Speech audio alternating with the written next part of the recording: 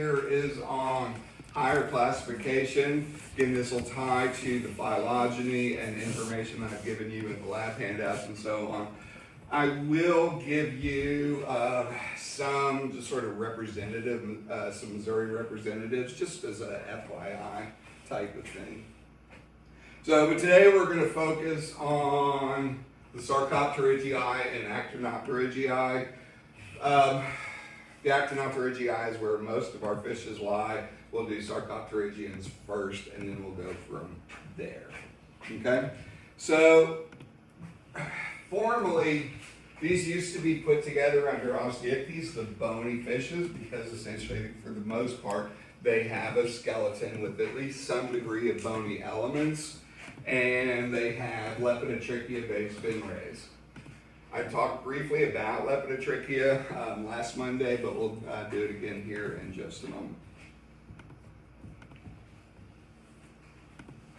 So real quickly, I jumped over to this slide when we were talking about sharks, and sharks have Ceratotrichia. So Ceratotrichia are composed of keratin. That is the same material that is your hair, your fingernails, right? So, and they are unblocked, right? So essentially there's these really long segments of keratin, whereas the Lepidotrychia, lepido refers to scales, okay? So you see the individual rays right here, and you can see the white lines that separates the blocks. And then these are bony, so they're basically the same type material, mineralized collagen protein. That's basically what makes up your bone as well, okay? So these are bony, this is protein made of keratin, and blocked versus unblocked, okay? So all of these fishes have Lepidotrychia. So the Sarcopterygii are the lobe-finned fishes. You can see this, here's a species of coelacanth right here, and if you look at the pelvic fins, you can see that little extension of flesh. You can see it right there, you can see it right there. So those are the lobes. And those lobes have skeletal elements in them that are homologous to the bones of our appendages, right? So within that small lobe right there, bones that are homologous to our humerus, our radius and ulna, all the carpals, and so on, okay? There are no branchiostical rays. I'll show you a picture of branchiostical rays when we get to the Actinopterygii, but you've seen them on lots of fishes, but they are absent in the Sarcopterygians. But they have enamel on their teeth, just like we have enamel on our teeth. And remember, we're in the same class, right? So this includes the tetrapods. So you see those homologous structures, such as the bones and the lobes, the enamel on the teeth, and so on. So there are two classes, or two subclasses within the Sarcopterygians. There's the Coelacanthomorpha, okay? Morpha refers to shape, so basically these are things that are coelacanths, right? So it's there in the name. Dipnotetrapodomorpha, that's the one. You know that word's going to be on there somewhere. It just has to be because it's such an awesome word. So tetrapods, that's us, right? Before we realize that relationship with the tetrapods and the other Sarcopterygians, the lungfishes were in their own group called the Dipnoi. And so that's what this came from, is combining the Dipnoi with the tetrapod, so it's Dipnotetrapodomorpha. So it includes the lungfishes as well as all terrestrial tetrapods.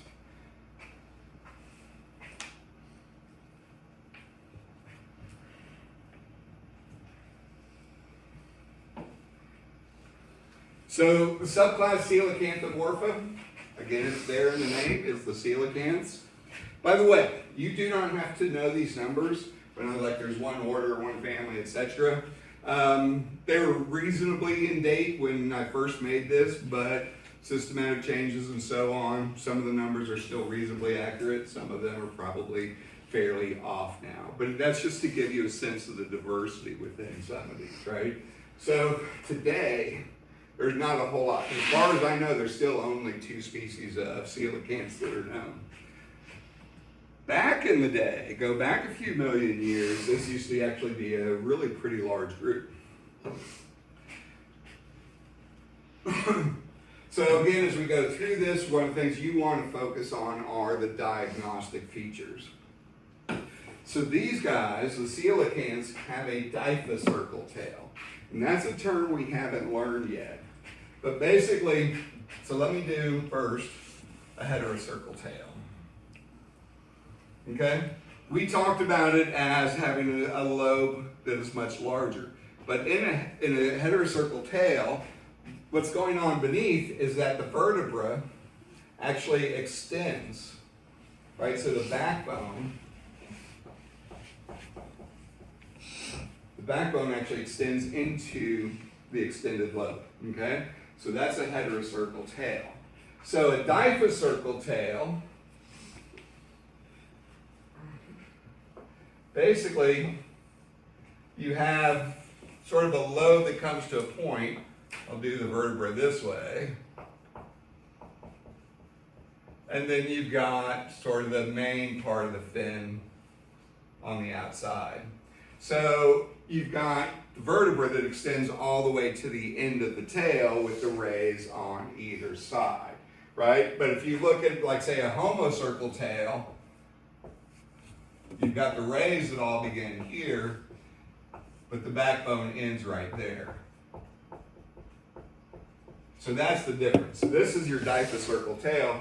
You've got the backbone extending all the way to the end, okay? That's basically in the center.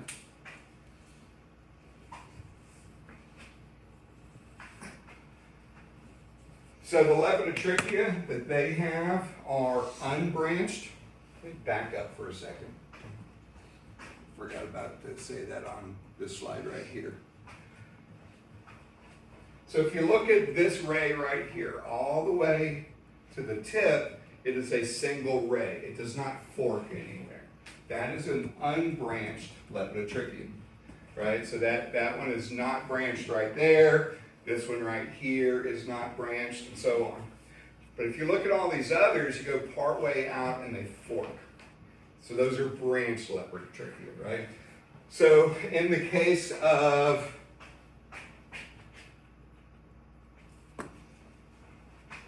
the Coelacanthomorpha, all of their Leptotrichia are unbranched, okay?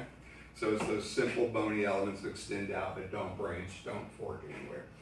And then they're covered with a pretty good layer of relatively thick bony scales.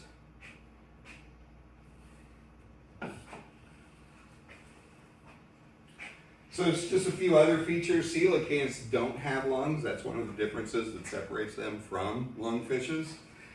They have a fat-filled swim bladder, so they do have a swim bladder, but it doesn't have gas in it. Instead, basically, it's filled with lipids, but that is still lower density than water, which contributes to their overall buoyancy.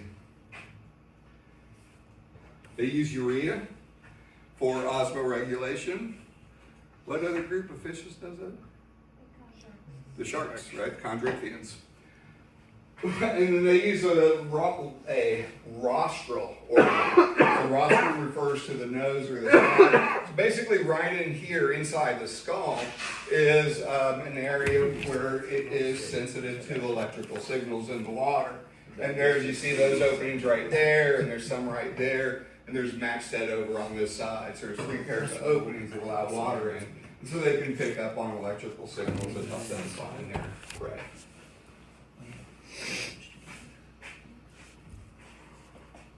We good on coelacanths? How do you say that word? Dipnotetrapodomorpha. Good. Ready for that oral exam? What? No. So, again, not a lot of species that are in this group. You've got South African, South American, South African, Australian. lungfishes. Okay? I always have to look them up every single time. The only one I can sort of remember is the Australian one because it's so different from these two. But they have lungs. Okay? It's there in the name. So the lungs that they have are homologous to the lungs that we have. Okay?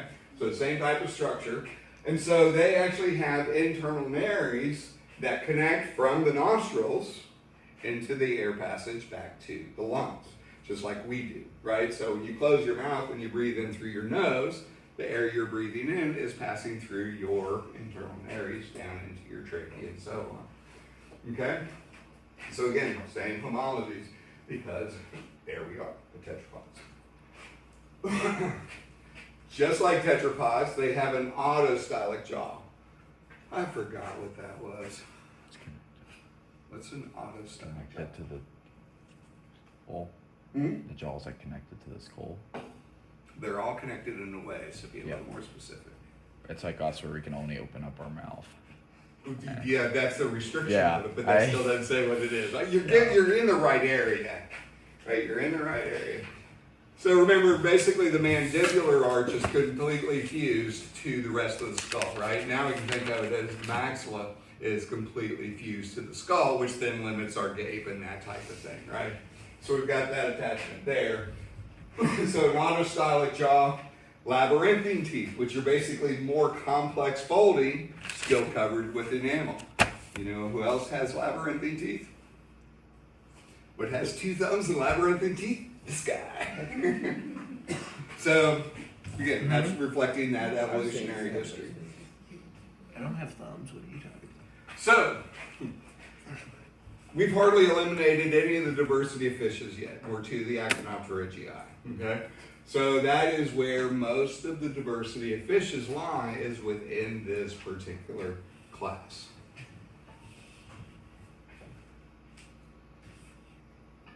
No, Dr. Tim. Yes.